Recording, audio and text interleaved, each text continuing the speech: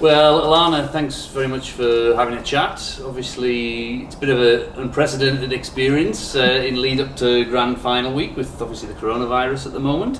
How have your preparations been? Nothing's changed really. We've just been training as usual.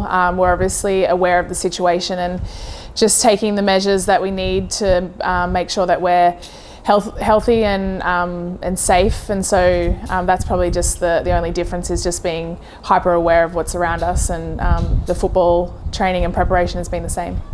Obviously last week, fantastic result down there in Melbourne against Victory. How did that bring back, I suppose, a little bit of belief for the girls, having finished the season with a defeat? Yeah, I think we had a couple of poor performances towards the end of the season that we weren't happy with, and but I think the good thing about our team is that we're able to bounce back in the games that really mean something, and that was a good performance from us and something that we knew and believed that we could do going into the game and even the weeks prior, but we just weren't pulling it off at the time. But yeah, I think it just gives us that good bit of confidence going into the game on Saturday against a quality team.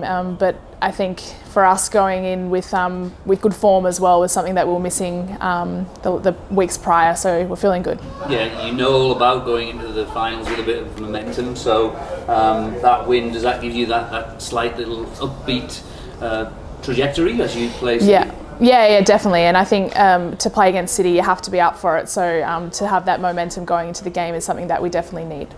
What is it you sort of admire about yourselves this season and looking forward, and also what is it you admire about your opponents on Saturday?